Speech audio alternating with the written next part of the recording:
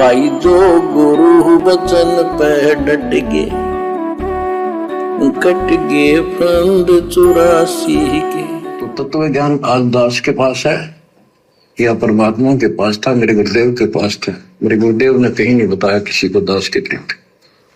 यहाँ पर पूज्य गुरुदेव जी के द्वारा अपने गुरुदेव स्वामी राम देवानंद जी के विषय में ये कहना कि यह तत्व ज्ञान या तो परमात्मा के पास था या मेरे गुरुदेव के पास था।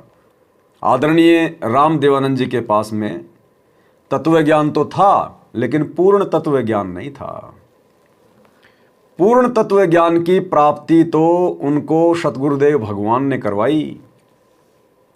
17 फरवरी 1988 को सतगुरु रामपाल जी ने उस प्यारी आत्मा आदरणीय राम देवानंद जी को अपना मुंह बोला गुरु बनाया सांसारिक दृष्टि में, जबकि आध्यात्मिक दृष्टि में सतगुरु रामपाल जी हमारे दादा गुरु जी के शिष्य थे।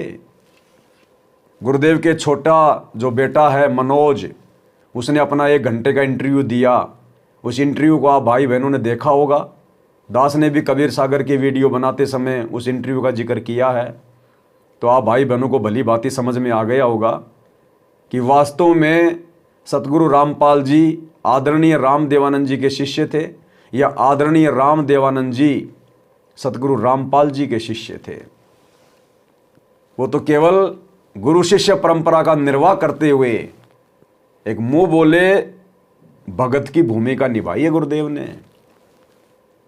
असल में आदरणीय राम देवानंद जी को तत्व ज्ञान सतगुरु रामपाल जी ने दिया। तो ये ज्ञान सृष्टि में परमात्मा के अलावा किसी को नहीं हो सकता। हाँ, परमात्मा से फिर लाखों को हो जाएगा, लेकिन आधा अधूरा कंप्लीट नहीं हो सकता। कंप्लीट ज्ञान, क्योंकि ना जाने ऐसी ऐसी कितनी सृष्टियां, करोड़ों अरबों सृष्टियां ऐसी ऐसी परमात्मा ने बहुत रच रखी है।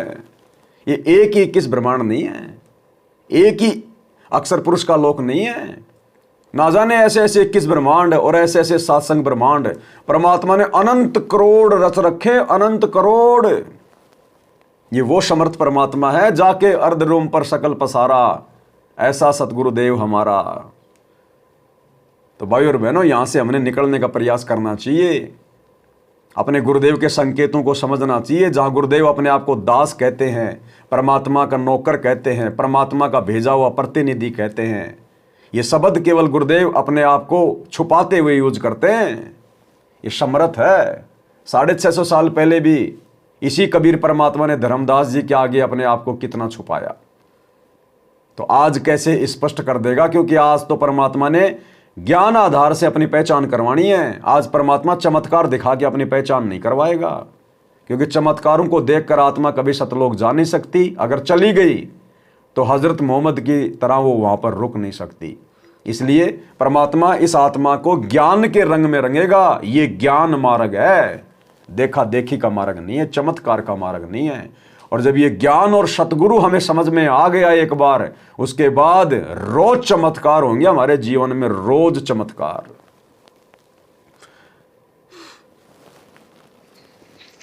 और कबीर परमात्मा ने अपने बच्चे गरीबदास को विशेष रूप से बताया, धर्मदास को बताया, लेकिन उस समय ये गुप्त ही रखना था। अब जाके इसको खोलना था। आज से पहले तो तत्व ज्ञान को गुप्त रखना था और अब इसको खोलना था। तो अब खोलने के लिए कौन आएगा भाई? खोलने के लिए कौन आएगा? कंप्लीट ज्ञान देने के लिए कौन आएगा? वही आएगा जो खुद कंप्लीट है, जो खुद समर्थ है, संपूर्ण है, परिपूर्ण है, कंप्लीट है। वही आएगा वर्तमान में। 12वें पंथ हम ही चल आवें, सब पंथों को मिटाकर एक पंथ चलावें। तो साध वचन पलटे नहीं, चाहे पलट जाए ब्रह्मांड। परमात्मा ने खुद ही आना था और खुद ही आ गए सतगुरु रामपाल जी के रूप में। धन सतगुरु उपदेश देवा, 84 भ्रम मेट ही, और तेज पुंज अन्य दे धरकर, इस विध हमको भेंट ही। अन्य दे धरकर मतलब अपने रूप को हल्का करके वो कबीर परमात्मा सतगुरु रामपाल जी खुद ही धरती पे प्रकट हैं। तेज पुंज अन्य दे धरकर, इस विध हमको भेंट ही। एक छोटी सी वाणी सुनाते हैं कुछ। उस परम पिता की महिमा की।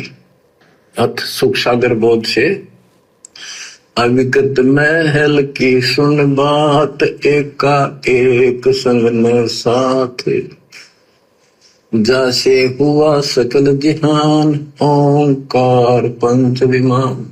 अवगत महल की सुन बात, एका एक संग ना साथ। अवगत महल कौन? सतलोक। और एका एक संग ना साथ, वो परमात्मा एक का एक ही है, अकेला ही है। उसका साथ देने वाला कोई नहीं है, उसको किसी के साथ की आवश्यकता नहीं है। वो समर्थ है, समर्थ को किसी के सहयोग की जरूरत नहीं पड़ती। एक का एक संग ना साथ, अवगत महल की सुन बात। कार पंच विमान कि अब तुम्हें अविगत महल सतलोक की बात सुनाता हूं, और यहाँ जो गलत साधना करते हैं वो भी बताता हूँ। जो गुरु बचन पे डट गे, कट गे फंद 84 के, कट गे फंद 84 के, रकट गे फंद 84 के। भाई जो गुरु बचन पे डट गे, कट गे फंद 84 के, कट गे फंद 84 के, रकट गे फंद 84 के। भाई जो गुरु बचन पे डट गे,